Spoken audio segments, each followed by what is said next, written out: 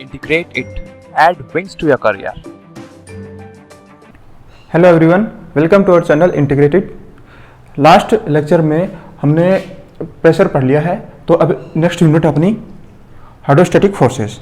अब देखिए hydrostatic forces में क्या है। हाइड्रोस्टैटिक फोर्स ये जो है अपन मैं बता दूं आपको, क्वेश्चन जैसे आता है उस हिसाब से बताता हूँ। एक तो प्लेन सरफेस पे पूछता है, प्लेन सरफेस। एक जो क्वेश्चन बनता है वो आता है कर्व्ड सरफेस, कर्व्ड सरफेस, ठीक है। और जो प्लेन सरफेस पे अपने जो एसएससी या जेईई की किसी भी एग्जाम में इस पे न्यूमेरिकल भी क्वेश्चन आता है, इस पे थ्योरी का क्वेश्चन भी पार्ट पूछ लेता है। लेकिन कर्व्ड सरफेस पे अभी कभी इतने ज़्यादा क्वेश्चन पूछे नहीं गए हैं, खास करके न्यूमेरिकल तो पूछे नहीं गए हैं। तो थोड़ा सा इस पे बस आपको मैं थ्योरी का पार्ट ही बताऊंगा और कॉन्सेप्ट का पार्ट ही बताऊंगा, ज़्यादा इस पे न्यूमेरिकल नहीं करेंगे। अब देखिए सबसे पहले प्लेन सरफेस पे बात करने लग जाते हैं। प्लेन सरफेस, प्लेन सरफेस पे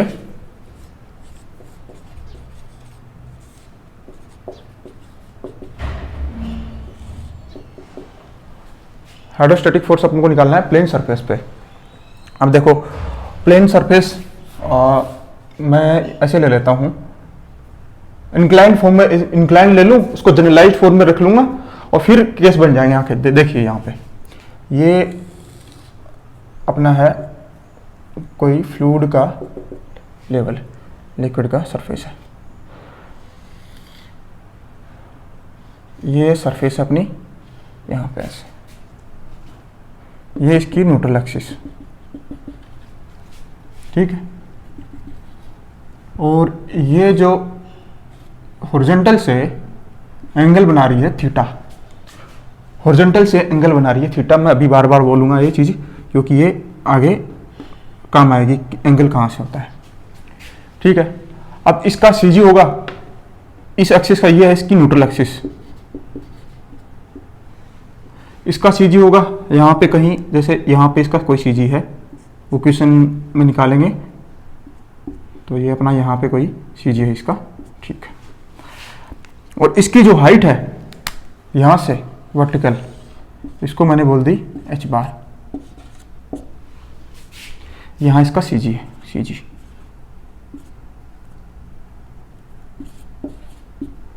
इस पॉइंट, ठीक है।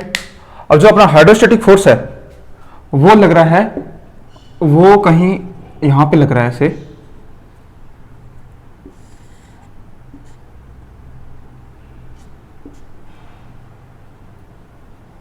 यहां पे लग रहा है ऐसे,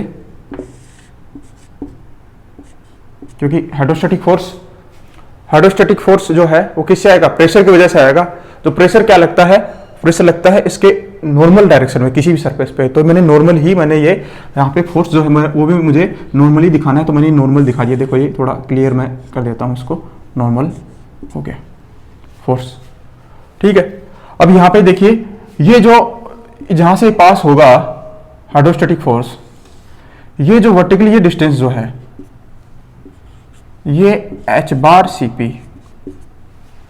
अब देखो h बार CP क्या, ये क्या F क्या, हाइड्रोस्टैटिक फोर्स है। हाइड्रोस्टैटिक फोर्स जिस पॉइंट से पास करेगा उसको बोलते हैं सेंटर ऑफ प्रेशर CP। और इसकी वर्टिकली जो डिस्टेंस है इस पॉइंट की, ये जो डेप्थ है, हाइट है या डेप्थ है जिसको बोले, तो ये जो डेप्थ है इसको बोलते हैं h बार CP। क्लियर। अब देखो अपन को डेराइव ज्यादा नहीं करना है, सीधे सीधे, क्योंकि डेरिवेशन इतना इंपॉर्टेंट नहीं है, यहाँ पे क्वेश्चन पूछते भी नहीं है, अपन को ऐसे जाना है। तो जो F जो है ना, जो फोर्स है वो ऐसे की फोर्स जो है ऐसे दिया जाता है, रो जी h बार इंटू ए। ये आप ध्यान रख लो, ये आपको फॉर्मूला पता हो तो आपका न्यूमेरिकल हो जाएगा। ऐसे कोई सरफेस है, इंक्लाइन ले ली मैंने, हॉरिजॉन्टल से थीटा डिग्री, हॉरिजॉन्टल से याद रखना है थीटा डिग्री। उसका सीजी है वो वर्टिकली h बार डेप्थ पे है। और जो इसका जो हाइड्रोस्टैटिक फोर्स F है उसकी वैल्यू क्या है, रो जी h बार इंटू ए। और जिस पॉइंट से निकलेगा उसको बोलते हैं सेंटर ऑफ प्रेशर। और इसकी वर्टिकली जो डिस्टेंस है, वर्टिकली जो डेप्थ है वो h bar CP।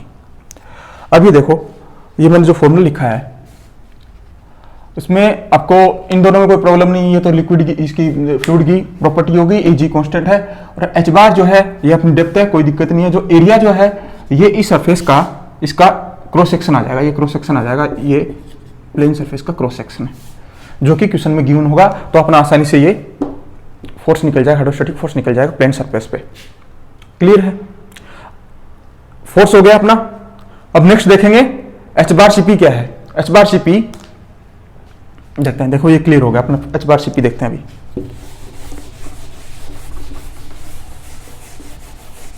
h bar Cp का जो फॉर्मूला है वो ऐसे दिया जाता है, देखिए यहाँ पे h bar Cp equals to h bar plus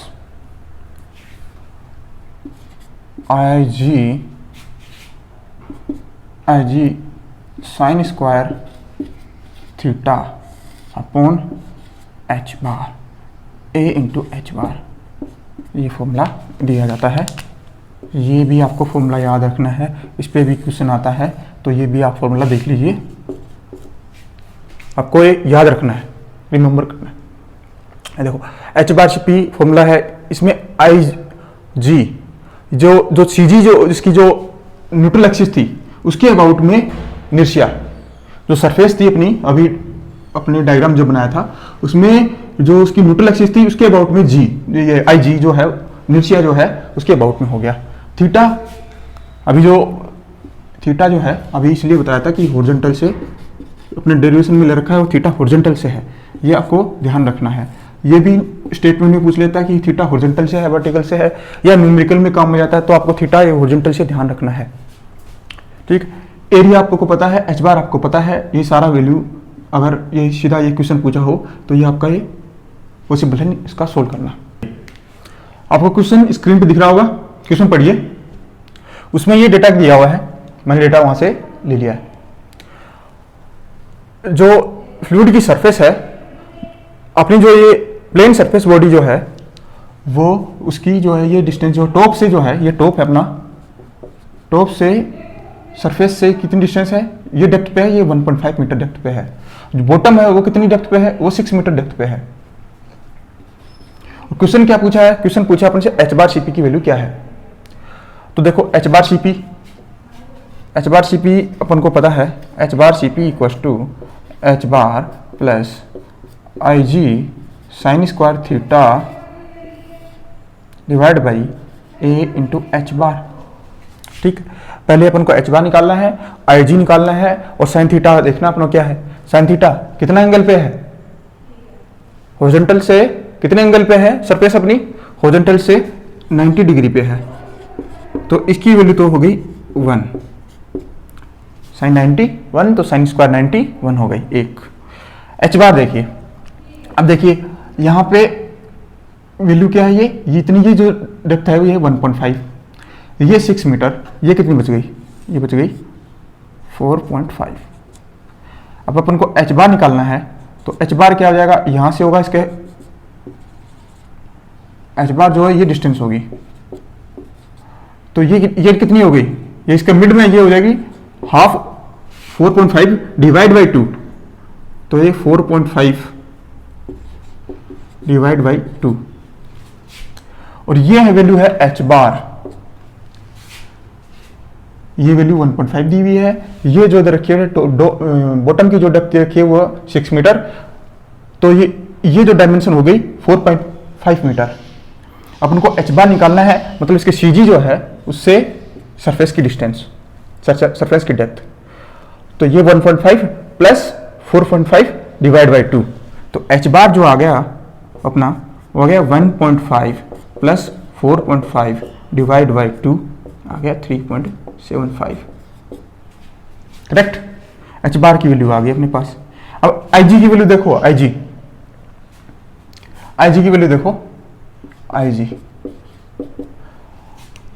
आपको ये पता है, सोम में भी पढ़ते हैं, तो इसका जो इस एक्सिस के अबाउट में, इस एक्सिस के अबाउट में जो इनर्शिया दिया था वो दिया था बी डी क्यूब अपॉन 12, इसमें बी जो है ये वाली डायमेंशन होती है, डी जो है ये वाली डायमेंशन होती है।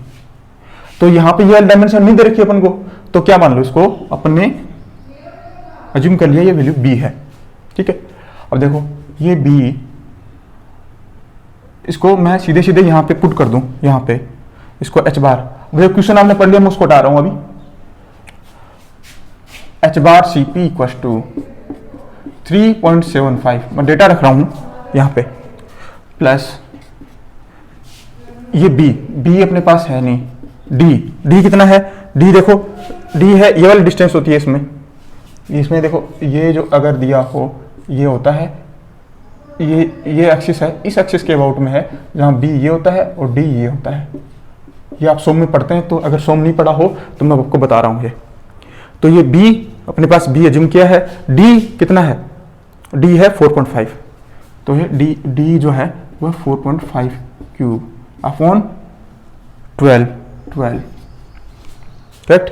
एरिया क्या होगा, इसका एरिया होगा b इंटू 4.5, तो यह है b इंटू 4.5, ये एरिया हो गया, ये होगा IG और h बार क्या हुआ, ये है ये यहाँ पे नीचे में मल्टीप्लाई में है 3.75।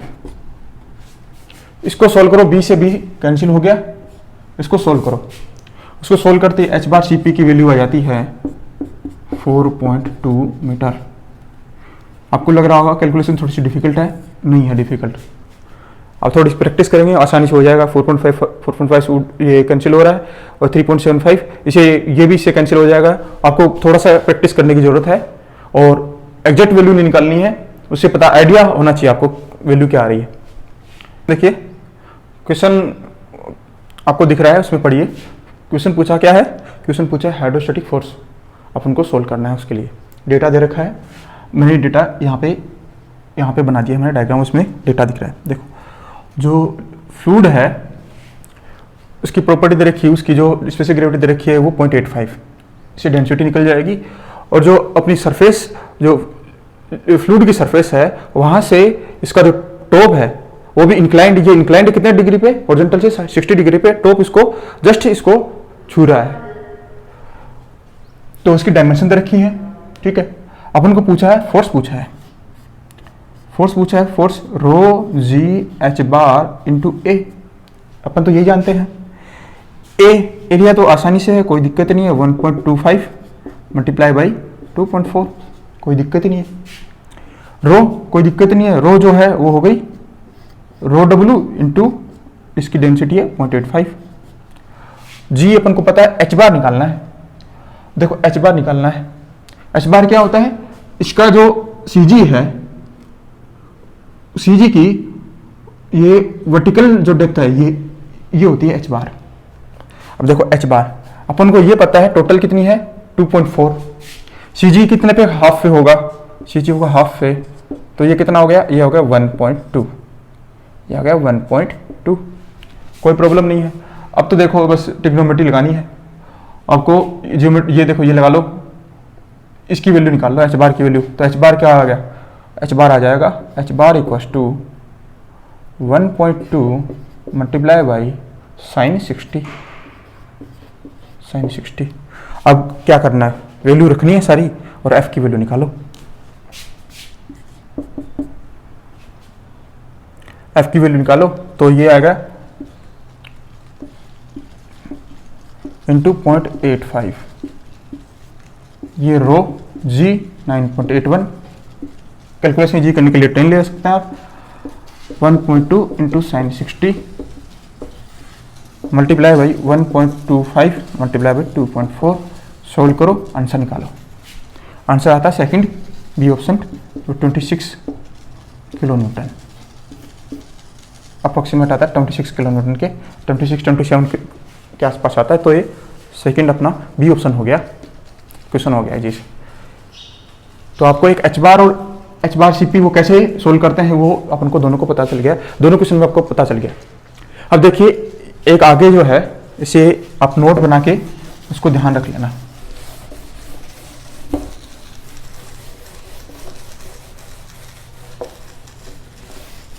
और आपको न्यूमेरिकल में कहीं समझ नहीं आया, प्रॉब्लम हो रही है, तो आप उसको फिर से पीछे जाके फिर से देख लीजिए, आसानी से समझ आए, इतना कोई मुश्किल क्वेश्चन नहीं है। और ऐसे क्वेश्चन आते हैं एग्जाम में।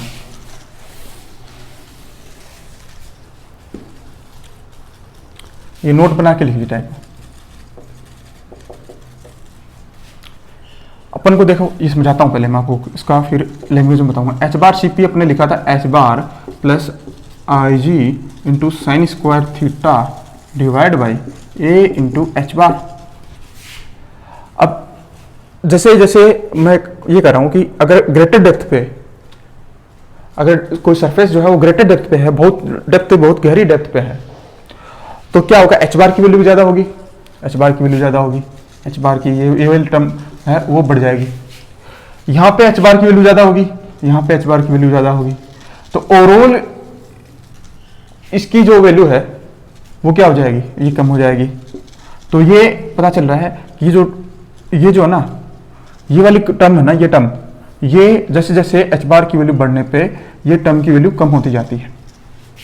या फिर मैं ये सीधे सीधे शब्दों में कहूं कि greater depth H bar C P और एच बार जो है ना वो इक्वल होने की साइड में होते हैं। बहुत ग्रेटर डेप्थ की बात कर, बहुत गहराई की बात कर रहा है, तो इसको मैं स्टेटमेंट बोलूं eight greater depth.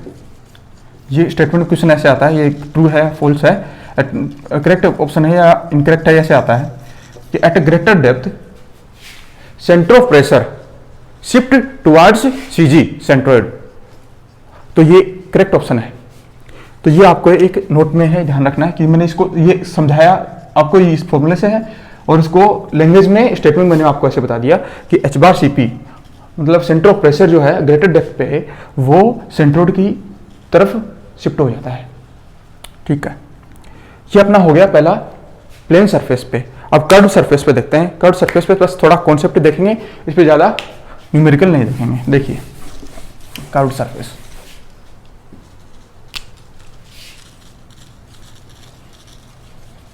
Curve surface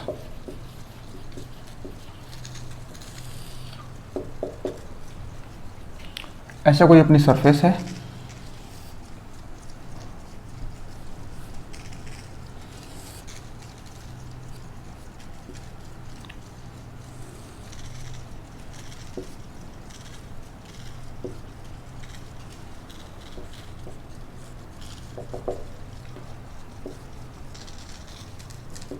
यहां पे फ्लूइड है और ये अपनी सरफेस है।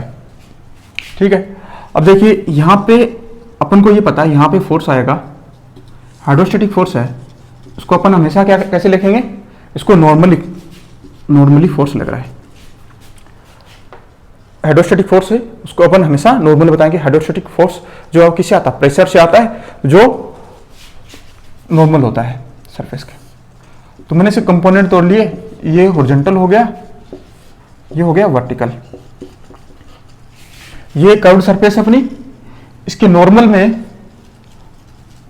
फोर्स लग रहा है हाइड्रोस्टैटिक फोर्स, उसका कंपोनेंट हॉरिजॉन्टल, ये वर्टिकल कंपोनेंट, ये हॉरिजॉन्टल कंपोनेंट। तो आपको सीधे सीधे एफ जो हॉरिजॉन्टल है वो दिया था rho G H bar into A V. ये तो ठीक है। अब ये इस पे अगर न्यूमेरिकल चांस कम है, अगर आ जाए तो सेम का सेम प्लेन सरफेस की तरह है, बस यहां पे ये चेंज हो गया। अब ए वी क्या है, ए वी क्या होगा कि ये जो सरफेस है यहां से लेके यहां तक, जहां से कर्व स्टार्ट हो रहा है, इसका वर्टिकल प्लेन में ये जो प्लेन है वर्टिकल प्लेन में इसका प्रोजेक्टेड एरिया होता है। ये जो है प्रोजेक्टेड एरिया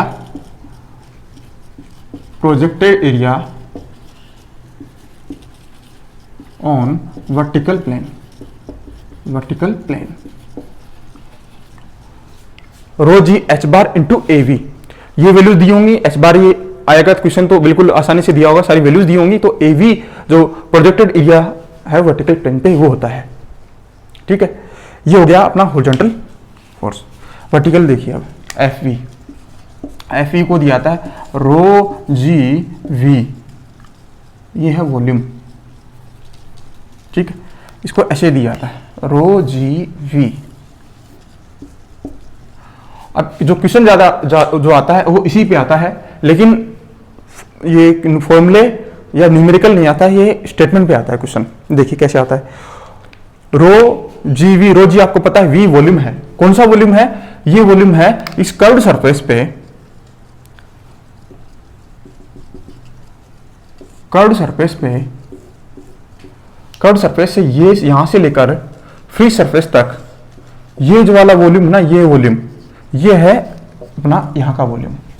कर्व्ड सरफेस और फ्री सरफेस के बीच का जो ये वाला वॉल्यूम है, ये होता है इस फॉर्मूले में जो वॉल्यूम अपने लिया है।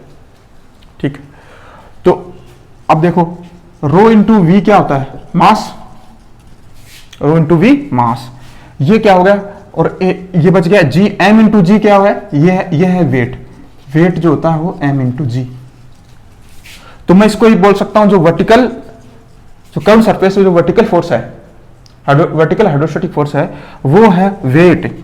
कौन सा है वेट, वेट जो है कर्व सरफेस से ऊपर जो है फ्लूइड, उसका वेट है, weight of fluid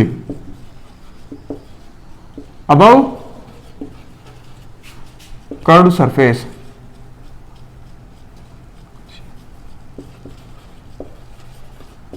curve surface, ये क्वेश्चन आता है इस पे, ये वाला।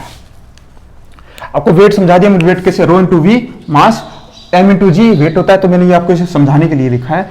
तो ये क्या है, ये है वर्टिकल फोर्स जो है कर्व सरफेस पे, वो है weight of fluid above curve surface, above curve surface up to free, up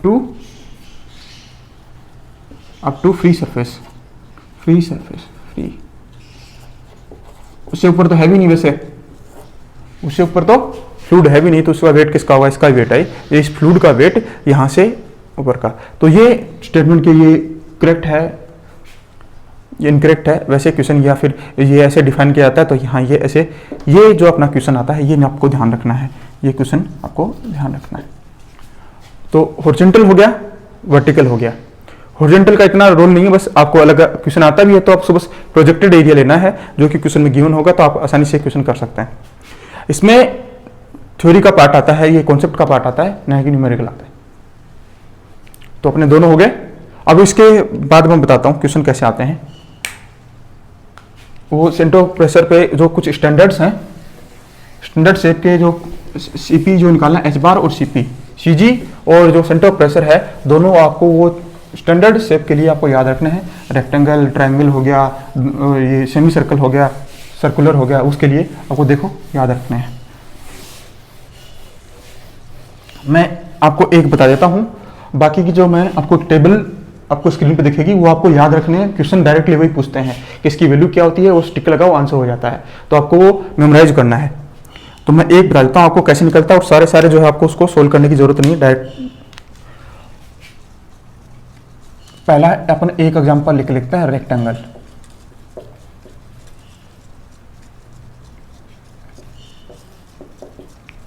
ठीक है, रेक्टेंगल ले लिया अपन ने।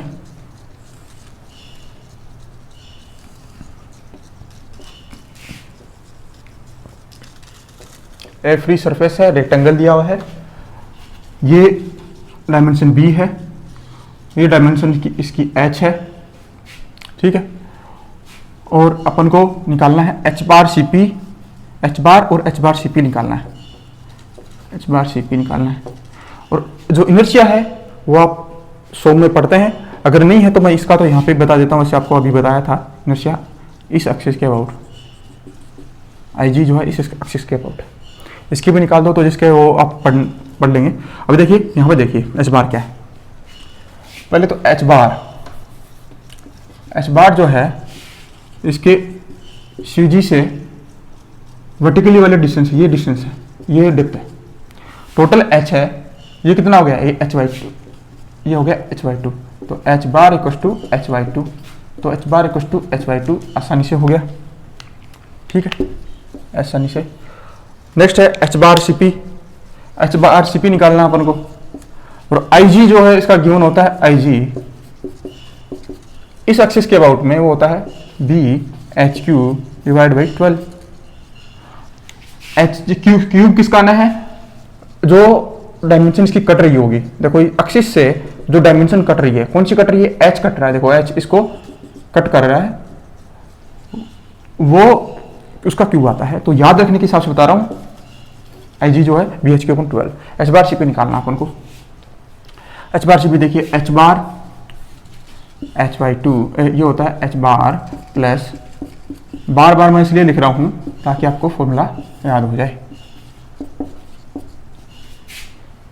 ये हो गया एच बार H/2 प्लस इसकी वैल्यू है BH³ डिवाइड बाई 12, थीटा की वैल्यू है 90 तो इसकी वैल्यू 1, ए इसकी वैल्यू है B इंटू H/2,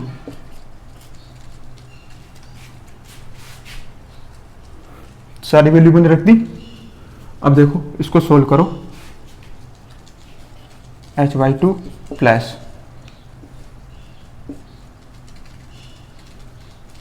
ये हो गया, ये बच गया एक H और ये बच गया ये 6, तो H/6, 3 और ये 3 तो 4H/6 जो निकल गया 2H/3। और जो आपको, ये तो मैंने आपको अभी सोल्व करके बताया है, आपको सोल्व वोल्व कुछ नहीं, डायरेक्ट रिजल्ट से याद रखना। कुछ स्टैंडर्ड्स हैं, स्टैंडर्ड सबके, ये रेक्टेंगल, ट्राइंगल वर्टेक्स जो है वो सरफेस पे कोइंसाइड कर रहा है या फिर बेस कोइंसाइड कर रहा है, और सर्कुलर, सेमी सर्कुलर, उन सारी स्टैंडर्ड शेप के लिए आपको डायरेक्ट रिजल्ट याद रखने हैं, एच बार और एच बार Cp दोनों के, क्योंकि वो सीधा सीधा क्वेश्चन पूछता है, आपको कुछ सोल्व नहीं करना, टिक लगाना है, चलो क्वेश्चन सही हो गया। तो मैंने एक आपको सोल्व करके बता दिया, सेम के सेम ही ऐसे ही सारे के सारे सोल्व होंगे, मैं आपको डायरेक्ट रिजल्ट दे रहा हूं, ठीक है। तो ये देखिए,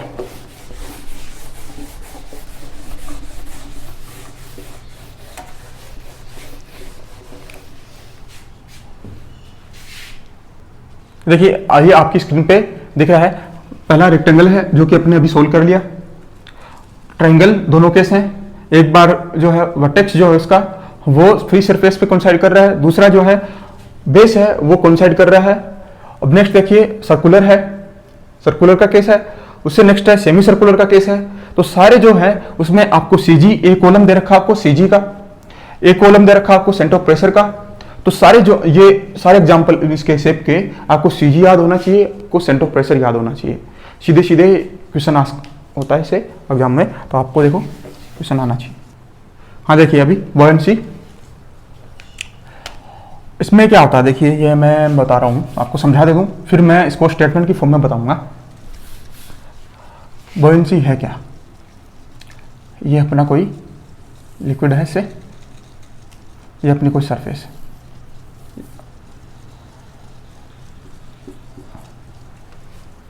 ये कोई बॉडी, मैं इसको रेगुलर शेप में ले लेता हूँ, रेगुलर शेप में मैंने लिया, देखो ये यहाँ पे ऐसे कोई बॉडी है, ऐसे इन हॉरिजॉन्टल डायरेक्शन,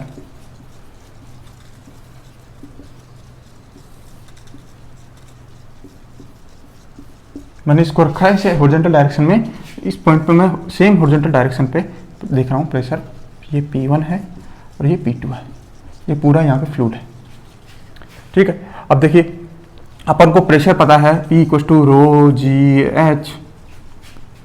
ये हाइट जो भी होगी दोनों सेम लेवल पे हैं, तो हाइट सेम है, रो और जी कांस्टेंट है, और रो जो है वो फ्लूइड की प्रॉपर्टी है, तो क्या हो गया P1 और P2 बराबर हो गया, तो इनमें कोई प्रेशर डिफरेंस नहीं है, ये दोनों इक्वल हो गए।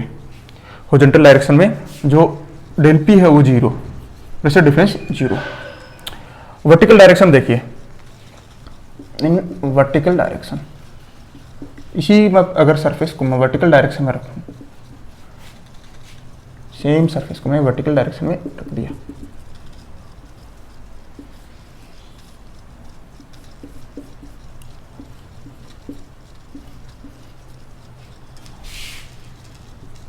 प्रेशर लग रहा है, इस पे प्रेशर लग रहा है, और फोर्स को मैं दिखाना चाहूँ तो ये P × dA, ठीक है। अब यहां पे देखिए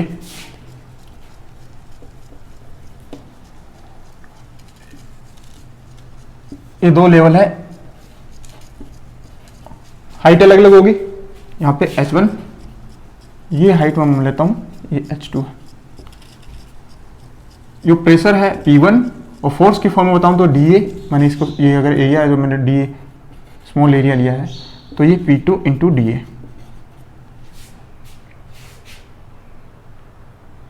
ठीक है, क्लियर है चीज। P1 और P2 सेम नहीं होंगे क्योंकि हाइट अलग अलग है, रो जी एच सेम नहीं होंगे, ऑफकोर्स सेम नहीं होंगे।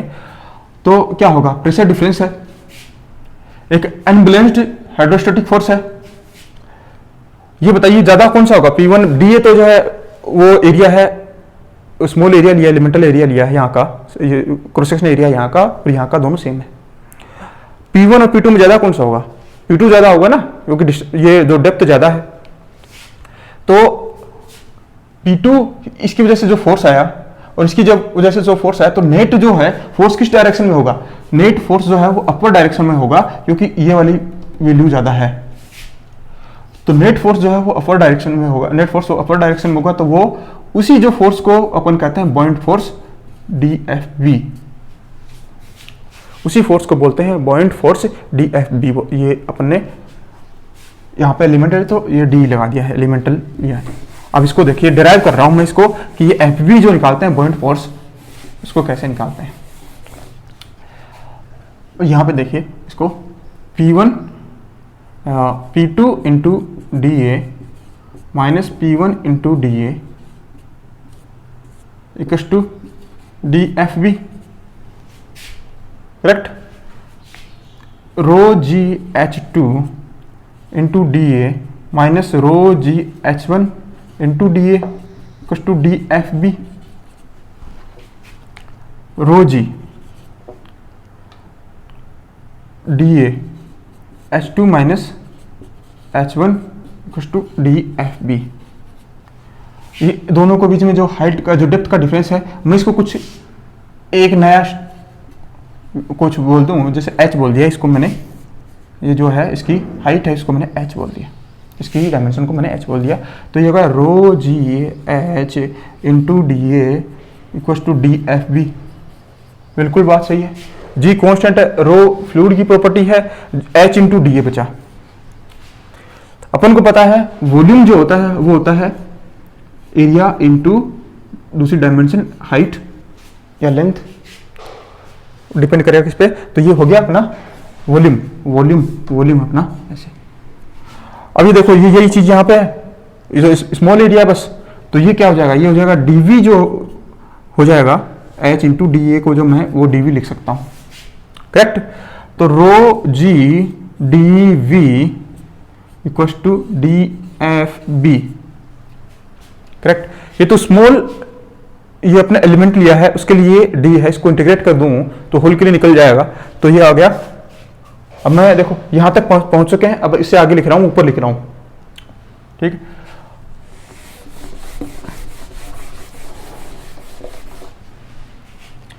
DFB equals to rho G DV, FB equals to integrate करके आया रो जी V, ये है डिस्प्लेस्ड। ये आपको फॉर्मूला याद रखना है, इससे न्यूमेरिकल होएगा। ये मैंने आपको डिराइव क्यों कराया है, आपको पता चले किसकी वजह से आ रहा है, ये अनबैलेंस्ड हाइड्रोस्टैटिक फोर्स की वजह से आ रहा है, पॉइंट फोर्स। अपर डायरेक्शन में लगता है, अपर डायरेक्शन में अभी आया था, कैसे पता चला कि अपर डायरेक्शन में है नेट, क्योंकि अपन को पता है कि नीचे में जो डेप्थ ज्यादा है यहाँ पे इस पॉइंट पे, तो ये प्रेशर ज्यादा होगा, तो प्रेशर है तो इसका हाइड्रोस्टैटिक फोर्स ज्यादा है, तो उससे आया नेट जो है वो अपर डायरेक्शन में आया। इसलिए ये यहाँ से इसको डिराइव करने से आपको पता चला ये नेट अपर डायरेक्शन में आता है फोर्स। तो ये आपको फॉर्मूला याद रखना है, न्यूमेरिकल बनेगा, कॉन्सेप्ट आपको ध्यान रखना है। ये चीज आपको समझ गए, रो इंटू जी इंटू वॉल्यूम डिस्प्लेस्ड। ये वॉल्यूम डिस्प्लेस्ड कैसे है, ये V जो है वॉल्यूम कौन सा है, ये वॉल्यूम ये है, ये कोई भी बॉडी है, ये बॉडी जो है जितना वॉल्यूम लिक्विड का या फ्लूइड का डिस्प्लेस करेगी इसके अंदर। ये तो जैसे अपन ने सबमर्ज्ड का केस ले लिया, अभी आगे लेंगे फ्लोटिंग का केस लेंगे या फिर पार्शियली सबमर्ज्ड का केस लेंगे, उसमें आपको पता चलेगा कि ये दोनों सेम यहाँ पे डिस्प्लेस्ड और वॉल्यूम ऑफ बॉडी सेम है। लेकिन अगर पार्शियली सबमर्ज्ड लेंगे उसमें वॉल्यूम ऑफ बॉडी जो है वो ज्यादा होगा ये वॉल्यूम डिस्प्लेस्ड है, तो ये यहाँ पे जो होता है वॉल्यूम होता है वॉल्यूम डिस्प्लेस्ड, रो जी V जो है वॉल्यूम डिस्प्लेस्ड। ये अपना डिराइव हो गया, डेरिवेशन अपन कर लिया। नेक्स्ट पढ़िए, नेक्स्ट अपना Archimedes principle. Archimedes principle equation आ ही जाता है।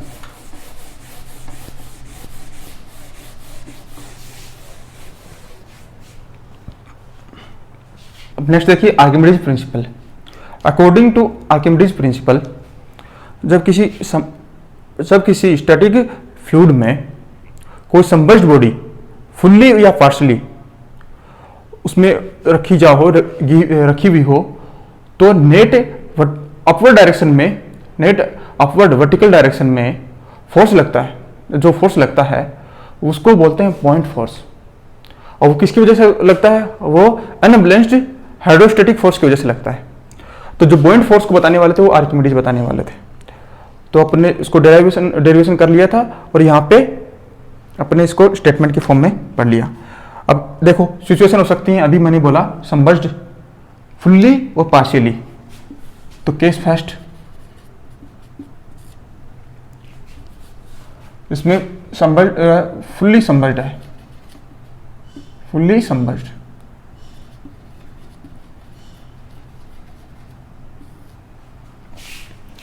ये अपनी कोई सरफेस है, यहाँ पे अपनी बॉडी ये रखी हुई है जो कि फुल्ली सबमर्ज्ड है।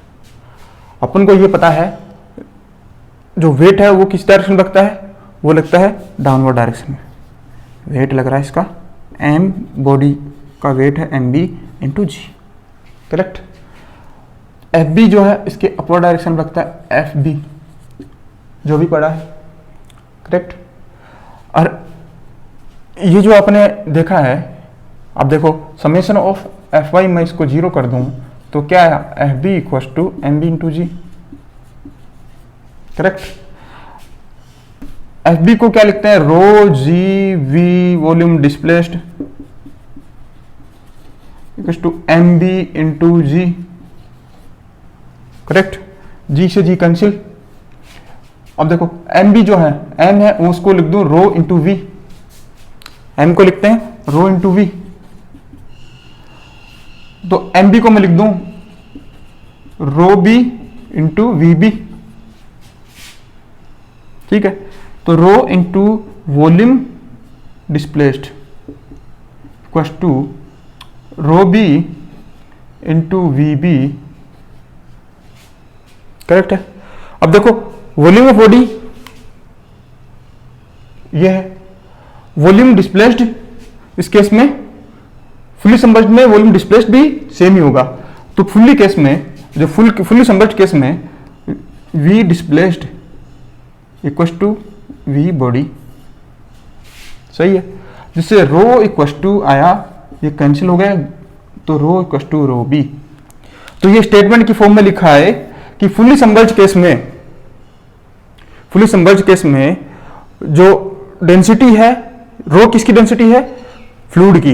रो भी किसी डेंसिटी है? बॉडी की। तो फुल्ली सबमर्ज्ड केस में डेंसिटी दोनों की इक्वल होती है, फ्लूइड और बॉडी की डेंसिटी जो है वो इक्वल होती है। तो स्टेटमेंट की फॉर्म में लिखा है, तो ये बिल्कुल करेक्ट है। एक चीज और आपको ये समझ आए, तो फुल्ली सबमर्ज्ड केस में ये जो displaced volume displaced volume of body equal है, ठीक है। नेक्स्ट केस करते हैं अपन अभी, ये आगे काम आएगा, न्यूमेरिकल में काम आता है, ये न्यूमेरिकल आता है इसका, आसान सा न्यूमेरिकल आता है, छोटा सा, लेकिन आप यहां से समझ लेंगे तो हो जाएगा।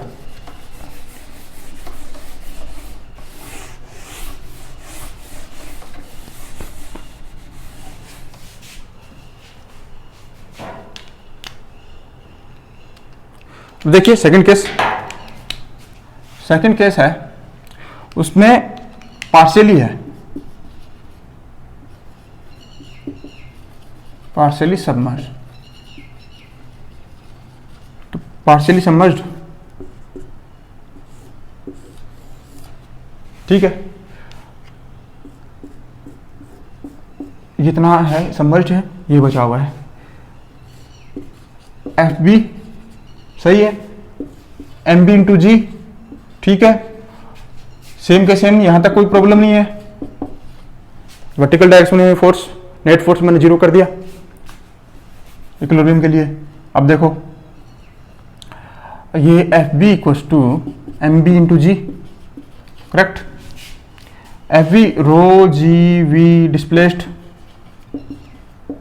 इक्वल्स टू इसको मैं भी लिख दूं rho B into we B into G, correct. G से जी कैंसिल, इससे आया rho into V displaced equal to row B into we B.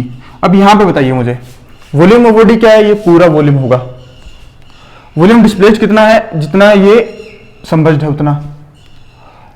तो अब बताओ ज्यादा कौन सा है, वॉल्यूम ऑफ बॉडी वो ज्यादा है वॉल्यूम डिस्प्लेस्ड से, करेक्ट है ये चीज। ये इसको आप कंडीशन को देख के पता कर रहे हैं। तो इससे क्या हुआ, देखो यहां से आया, इसकी वैल्यू ज्यादा है, किसकी वैल्यू ज्यादा है, रो बी की वैल्यू ज्यादा है। तो रो, मैं रो को लिखूं rho equal to row B into we B upon V displaced, सही बात। जैसे rho V B by V displaced जो है वो क्या हो जाएगा, ग्रेटर देन 1, तो rho is greater than rho B, rho is greater than rho B, ये केस बन गया। तो ये भी आ जाता है इसमें कि पार्शियली सबमर्ज्ड केस में जो डेंसिटी है फ्लूइड की वो डेंसिटी ऑफ बॉडी से ज़्यादा होती है। तो हाँ, ये करेक्ट स्टेटमेंट है। अब देखिए नेक्स्ट पॉइंट है, जो बॉइंट फोर्स है, ये जिस पॉइंट से पास होकर जाता है उसको बोला जाता है सेंटर ऑफ बॉयंसी। अब ये मैं इसी केस को यहां से देख लूं तो इसको एक बार रहने दो, यहीं कहीं सेंटर ऑफ बॉयंसी बताऊं मैं, centre of buoyancy.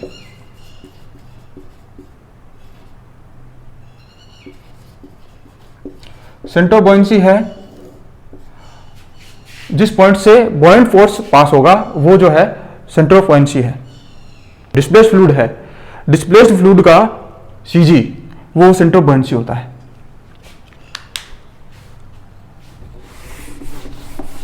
Rotational stability, यहां पे मैंने जल्दी इसलिए किया कि इस पे इतने क्वेश्चन बनते नहीं है, बस एक F B equal to rho G V वही क्वेश्चन बनता है, तो मैंने आपको जल्दी बताया है। क्वेश्चन जहां भी बनता है, जहां भी क्वेश्चन रिपीट हो मैंने आपको बताए हैं। अभी देखिए रोटेशनल स्टेबिलिटी, पहला केस है सबमर्ज्ड केस है, दूसरा लेंगे फ्लोटिंग। अब इसमें देखिए पता कैसे करता है, ये मैं 3 केस होते हैं इसमें, पहला केस ले रहा हूं, केस फर्स्ट। ये अपनी कोई बॉडी है ऐसे, फुली सबमर्ज्ड है, मतलब फुली सबमर्ज्ड है, ठीक है। अब जैसे यहाँ पे इसकी ये जा रही है, इसकी न्यूट्रल एक्सिस है यहाँ पे, और यहाँ पे मैंने ये तो है बी सेंटर ऑफ बॉयंसी, ये इसका जी जो बॉडी का जो सी जी है वो इतना डिफरेंस नहीं होता, लेकिन मैंने आपको थोड़ा सा अलग दिखाने के लिए, थोड़ा सा क्लियरली दिख जाए, ये है जी। इसके 3 केस हैं जिसमें जी या पहला केस है जी अबव बी, दूसरा केस है दोनों कोइंसाइड कर रहे हैं, तीसरा केस है बी अबव जी। तो कौन से में स्टेबल होता है, अनस्टेबल होता है या न्यूट्रल होता है, वो आपको मैं आपको समझा रहा हूं ये पूरा प्रोसेस करके। देखो यहां पे है रोटेशनल स्टेबिलिटी, तो अपन रोटेशन देंगे इसको, करेक्ट। अब देखिए यहां पे रोटेशन दिए, ये कुछ ऐसा बन गया,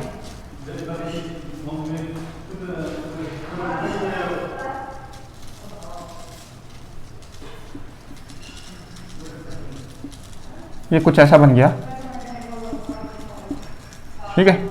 अब यहां पे ये है जी, ये है बी और ये जी। अब अपन को पता है जी सेंटर ऑफ ग्रेविटी से क्या पास करेगा, सेंटर ऑफ ग्रेविटी से पास करेगा वेट, ये है इसका वेट लग गया M B into G. Centre of buoyancy से पास करेगा, सेंटर ऑफ बॉयंसी से पास करेगा अपना एफ बी, करेक्ट। अभी रोटेशन है, इसने ऐसे दिया था तो रोटेट होके ऐसे हो गया। अब ये बताइए ये बॉयंसी जो फोर्स है वो उसको जी को ये इस बॉडी को कैसे रोटेट करेगा, ये इस डायरेक्शन में रोटेट करेगा।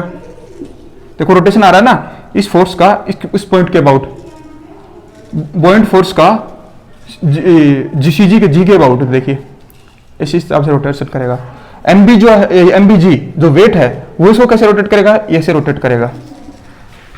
ये रोटेशन और ये रोटेशन सेम डायरेक्शन में है, तो ये क्या होगा, स्टेबल होगा अनस्टेबल होगा, ये अनस्टेबल होगा, ये अनस्टेबल होगा। केस क्या है, जी अबव बी। तो अगर ये जी अबव बी केस हो तो ये बन के आता है अपना अनस्टेबल। आप क्या करते हैं इसमें डायरेक्ट रट लेते हैं, याद कर लेते हैं सीधा सीधा। अगर जी अबव बी हो केस हो तो अनस्टेबल निकल के आता है, बी अबव जी हो तो स्टेबल केस निकल के आता है। दोनों कोइंसाइड करते हैं, ये न्यूट्रल निकल आता है। कोइंसाइड करेंगे तो हमेशा न्यूट्रल होगा, कोई प्रॉब्लम नहीं है। लेकिन कई बार आप भूल जाएंगे तो उल्टा क्वेश्चन गलत हो जाएगा। तो मैं संबंधित केस में आपको बोलूंगा, आपको याद ना रख के जबकि इसको देख लो, 1 मिनट में क्वेश्चन बन जाएगा। सीधे रोटेट कर रखा है, जी ऊपर करके देख लो, सेम की सेम ये रोटेट हो रखा है, उसी सेम डायरेक्शन में अगर रोटेशन आ रहा है तो अनस्टेबल, और अपोजिट में आ रहा है तो स्टेबल है।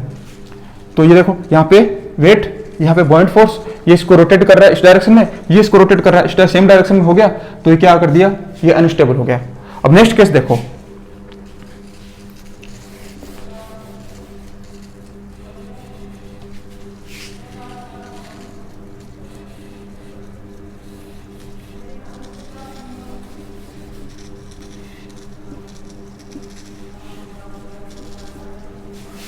नेक्स्ट केस देखो, यहां मैंने लिया है B, यहां G, यहां मैंने G लिया, यहां B लिया।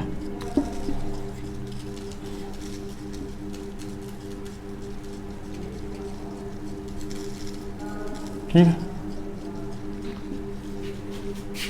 जस्ट अपोजिट केस कर दिया मैंने। B को ऊपर ले लिया, सेंटर ऑफ बॉयंसी। जो अगर ऐसा केस हो जिसमें सेंटर ऑफ बॉयंसी ऊपर हो तो क्या हो जाएगा, सेंटर ऑफ बॉयंसी, ये फोर्स देखो यहाँ लग, ये इस डायरेक्शन में जाएगा, बॉइंट फोर्स है, इस पॉइंट से पास होगा, ये जाएगा वेट जो है एमबीजी, उस डायरेक्शन में जाएगा। अब बताओ ये फोर्स इस पॉइंट को किस डायरेक्शन में रोटेट करेगा, ये इस डायरेक्शन में रोटेट करेगा। देखो इस पॉइंट से इस डायरेक्शन में रोटेट कर रहा है, ये इसको रोटेट करेगा, इस डायरेक्शन में रोटेट करेगा। ये दोनों सेम डायरेक्शन में है, इसके अपोजिट में है।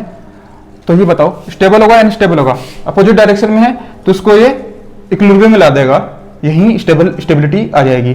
तो ये केस जो है स्टेबिलिटी का आ जाएगा। तो B अबव G स्टेबिलिटी का केस है। तो ये दोनों जो केस हैं ये आपको समझ केस में बता रहा हूं। फ्लोटिंग के केस में आपको याद करने को मैं भी बोलूंगा, थोड़ा सा कॉम्प्लेक्स हो जाता है उसमें, तो उसमें याद करना आसान रहे। लेकिन इस केस में आपको ये डायग्राम तुरंत बना ले, 1 सेकंड में थोड़ा सा रफ लिख बना ले और उससे आंसर निकल जाएगा। नहीं तो आप क्वेश्चन याद करके मेमोराइज करके गलत कर सकते हैं। तीसरा केस है, जो तीसरा केस है वो है जब दोनों कोइंसाइड कर रहे हो, ये B और G दोनों एक ही जगह ही।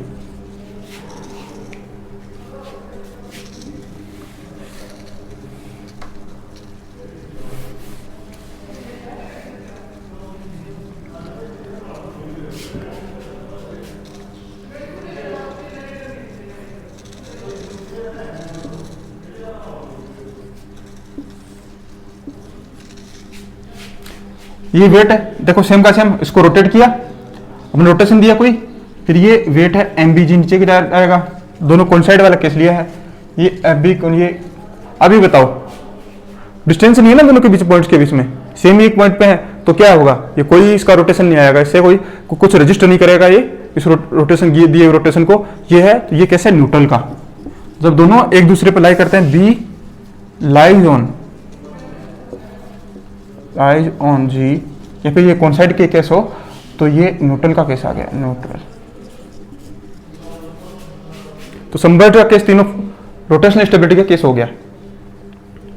ये क्वेश्चन आपको देखो, ये क्वेश्चन लगभग हर एग्जाम में रिपीट होते हैं, एक संबर्ट एक फ्लोटिंग का। संबर्ट अपने पढ़ लिया, फ्लोटिंग पर जस्ट अभी पढ़ेंगे।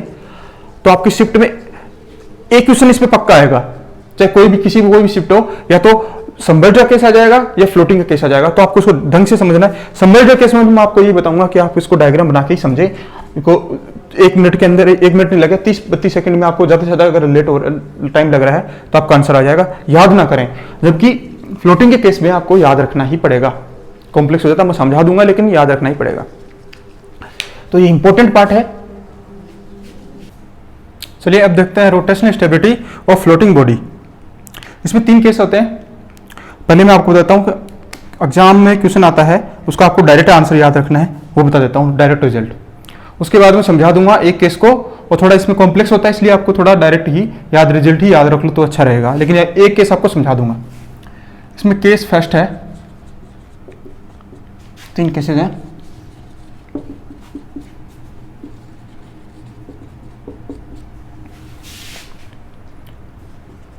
M above G, M lies at G,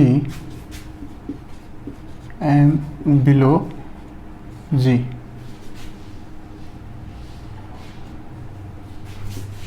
ये स्टेबल इक्विलिब्रियम है, ये न्यूट्रल इक्विलिब्रियम है, ये अनस्टेबल इक्विलिब्रियम है।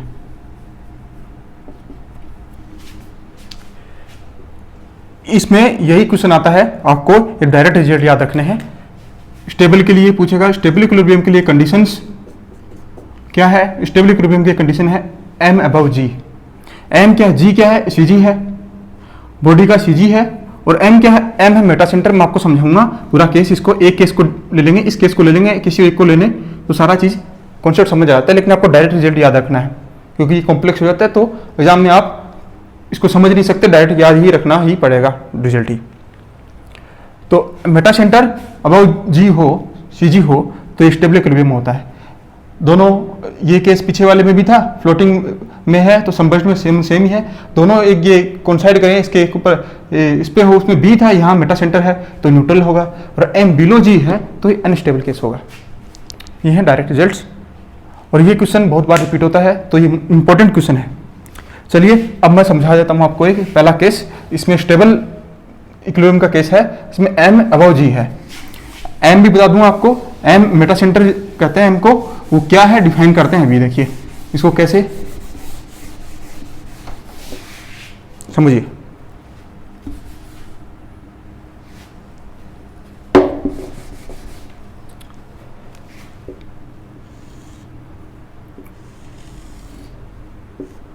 ये है अपना फ्लूइड है, यहां पे फ्लोटिंग बॉडी है, पहले रोटेट नहीं किया, मैं रोटेट ले रहा हूँ सीधा। फ्लोटिंग बॉडी है, उसमें पूरे फुली सबमर्ज थी, ये फ्लोटिंग बॉडी है, ठीक है। ये है इसकी neutral axis, vertical neutral axis, जिसमें ये यहाँ पे है कहीं G और यहाँ है B। पहले तो ये फ्लोटिंग बॉडी है, इसलिए इसका जो बॉडी का जो G बोल तो CG जो है वो always B centre of buoyancy है, बॉयंट फोर्स है, उससे हमेशा ऊपर होगा, क्योंकि ये तो सिर्फ डिस्प्लेस फ्लूइड का CG है, ये टोटल बॉडी का CD है, तो ये हमेशा G जो है B से अबव होगा फ्लोटिंग के केस में, ठीक है, क्योंकि फ्लोटिंग बॉडी है, ऊपर बच गया। ये वाला पार्ट है, अपन ने क्या किया, इसको रोटेशन दे दिया। चेक कर रहे हैं रोटेशनल स्टेबिलिटी के लिए, तो ये देखो कुछ ऐसे होगा,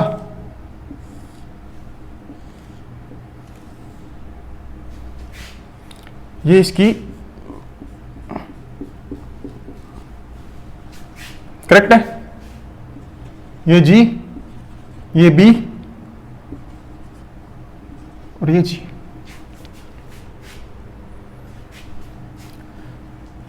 ये हुआ MBG, इसका वेट हो गया। अब यहां पे देखिए,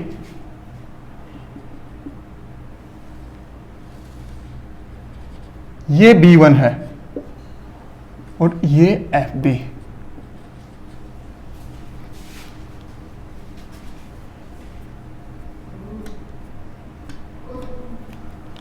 और ये जो पॉइंट है अपना, ये जो पॉइंट है, मैं थोड़ा सा इसको सही से बता दूं आपको, ये जो पॉइंट है अपना,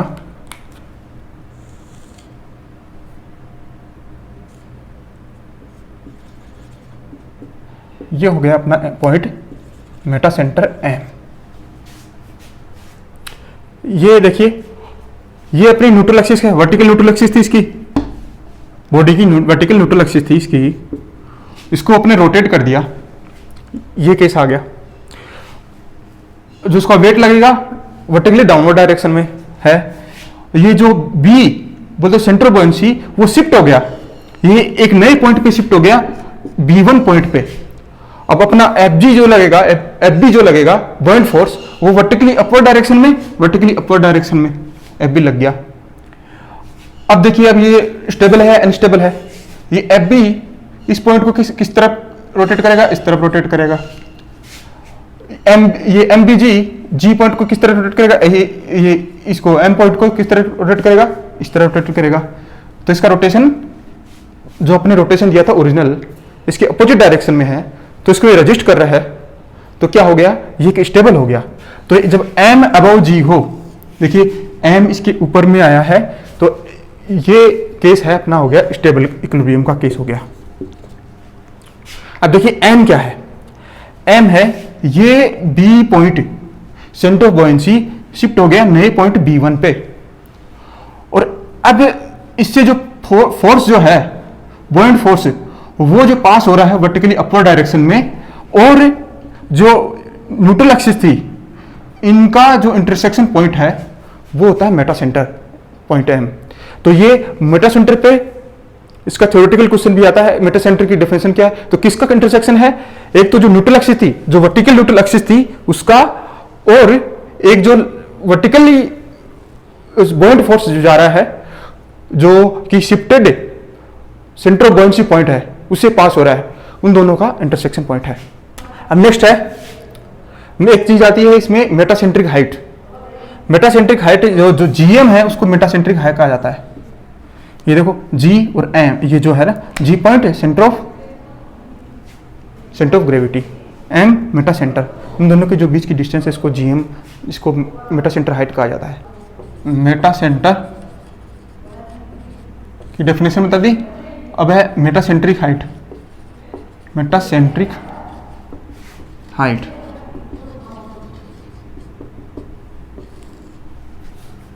GM equals to I minimum divide by V displaced minus BG। ये आप फॉर्मूला याद रख लीजिए,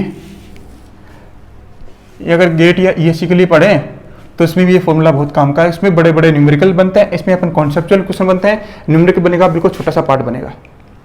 ठीक, देखिए GM मेटासेंट्रिक हाइट है, वो होगी I minimum moment of inertia जो उस एक्सिस के अबाउट जहां पे मिनिमम हो। V डिस्प्लेस्ड वॉल्यूम जो डिस्प्लेस्ड फ्लूइड का वो आ गया। BG, ये तो BG जो डिस्टेंस है पॉइंट B और G के बीच में जो डिस्टेंस है सेंटर ऑफ बॉयंसी और ये सेंट्रोइड के बीच का डिस्टेंस है वो। अगर न्यूमेरिकल आया तो ये वैल्यू दी रखी होगी, ये सारी वैल्यूज दे रखी होंगी, अपन को सीधा सीधा ये वैल्यू बतानी है। अब इसमें क्वेश्चन कैसे आता है, इसमें क्वेश्चन आता है, 3 केस बनते हैं इसमें फिर से स्टेबिलिटी के। अगर GM की वैल्यू पर डिपेंड करते हैं, GM की वैल्यू ग्रेटर देन 0 हो, GM की वैल्यू 0 हो, GM की वैल्यू लेस देन 0 हो, तो ये स्टेबल इक्विलिब्रियम का केस बनता है, ये न्यूट्रल केस का बनता है, और ये अनस्टेबल का बनता है। तो ये फिर से आपको ये फॉर्मूला जरूर याद रखना है, और ये तीनों केसेस जरूर याद रखने हैं। अगर ग्रेटर देन 0 तो स्टेबल होता है, 0 तो न्यूट्रल, बीच वाला तो हमेशा आपको न्यूट्रल पता चल गया, लेस देन 0 हो तो अनस्टेबल केस बनता है। तो आपको ये चीज क्वेश्चन, एक तो इसका फॉर्मूला मेटासेंट्रिक हाइट क्या होती है, ये मेटासेंट्रिक ये है, और इससे जो जैसे क्वेश्चन ऐसे आ सकता है, न्यूमेरिकल का वो डेटा दे दिया, उससे पूछा है, ये स्टेबल इक्विलिब्रियम है या अनस्टेबल है, न्यूट्रल है, तो आपको डेटा रखेंगे, फिर GM की वैल्यू देखेंगे, फिर चेक करेंगे। तो इस टाइप के क्वेश्चन बनता है इनमें। Time period of oscillation,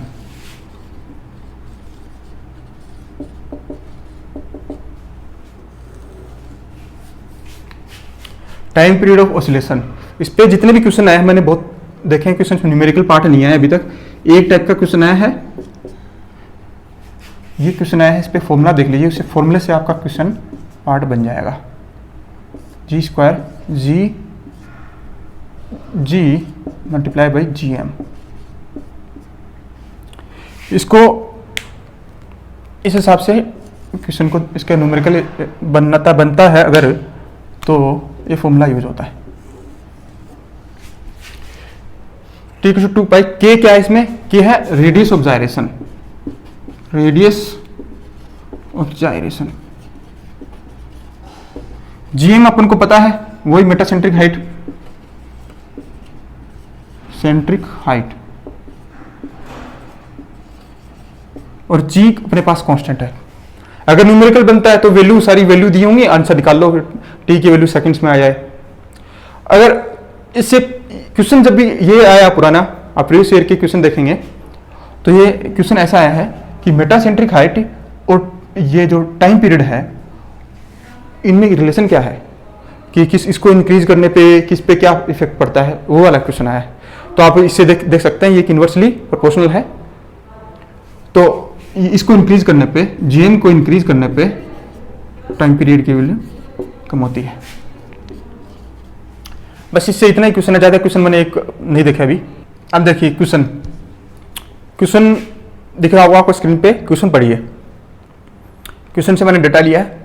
question में पूछा क्या है, क्वेश्चन में पूछा है एक आइसबर्ग है, उसका जो वेट जो है, जो वाटर सरफेस सी वाटर है उससे 90% है वाटर उसमें सबमर्ज्ड है, 10% जो है वो बाहर है, और जो उसका जो डेंसिटी है सी वाटर का वो दे रखा है अपन को। डेंसिटी पूछा है अपन को, आइसबर्ग का डेंसिटी पूछा है। इसमें लगेगा अपना सीधे सीधे जो बॉइंट फोर्स का जो कॉन्सेप्ट है। क्वेश्चन पढ़िए, देखिए यहाँ पे देखिए, अब मैं सॉल्यूशन इसको देता हूं। तो एफ बी इक्वल टू, अगर ये इसका वेट कर दूं मैं एम बी जी, ये अपवर्ड डायरेक्शन में लग जाए एफ बी, तो मैं ऐसे लिखूंगा एम बी जी, करेक्ट है। अब यहां पे देखिए ये क्या होता है, रो जी इंटू वी। रो क्या होता है, रो होता है ये फ्लूइड का, फ्लूइड अपना ये सी, V volume displaced equal to M B rho into V. Rho क्या है यहां पे, बॉडी का, तो आइस का, और इसका ये टोटल बॉडी का है तो टोटल आ गया वी इंटू जी। ठीक है, कॉन्सेप्ट तो ये लगेगा, इसको मैंने आगे सोल्व किया है, जिससे जी कैंसिल हो गया। मैं क्वेश्चन को हटा देता हूं। अब देखिए यहां पे मैं इसको यहां पे लिख रहा हूं, rho of sea multiply by rho ice volume, correct. ये वॉल्यूम किसका, ये आइसबर्ग का है, ये आइस का है, आइसबर्ग का। तो ये आइसबर्ग का वॉल्यूम और डिस्प्लेस्ड वॉल्यूम में क्या रिलेशन है, डिस्प्लेस्ड वॉल्यूम क्या है, इतना कितना है 90%, किसका, आइस का। तो 90% को क्या लिख दूं मैं, ऐसे लिख दूं 0.9 ऑफ टोटल आइसबर्ग का मल्टीप्लाई 0.9 इंटू वी आइसबर्ग, ये डिस्प्लेस्ड हो गया। या यहां पे मैं डेटा रख देता हूं, rho of sea multiply by 0.9 into V ice equal to rho ice, V ice, ये कैंसिल, और अपन को निकालना है rho of ice equal to rho of sea multiply by 0.9। रखो वैल्यू, इसकी वैल्यू है 1025,025। तो देखो इसको सोल्व करो और इसको करने पे आ जाता है ये कुछ 920 के आसपास आता है वैल्यू। देखिए आपका ऑप्शन होगा, देख लीजिए ऑप्शन कौन सा, सेकंड है थर्ड। ये इसको इस 0.9 से मल्टीप्लाई कर दो 1025 को, ये आंसर आ गया अपना। कॉन्सेप्ट इजी सा है, फिर आगे तो कैलकुलेशन में कुछ नहीं है, बस अपन को ये क्या रखना है, वी डिस्प्लेस्ड जो है टोटल आइसबर्ग का 0.9 रखना है, ये कॉन्सेप्ट अपना, ये तो है कॉन्सेप्ट, और वैल्यू जो है वी, ये एक चीज तो यहाँ पे ये काम की है और एक ये काम की है, क्वेश्चन हो गया। और एग्जाम में करेंगे तो ये सारी चीजें नहीं करेंगे, सीधे सीधे यहाँ रखेंगे 0.9 इसको मल्टीप्लाई करें, ये स्टेप आएगी सीधी सीधी, तो अपना एक क्वेश्चन हो गया। चलो फ्लूइड स्टैटिक का पार्ट हो गया है कंप्लीट, अब फ्लूइड काइनेमेटिक्स पढ़ेंगे नेक्स्ट लेक्चर में। Thanks. Thank you for watching the video. Please like,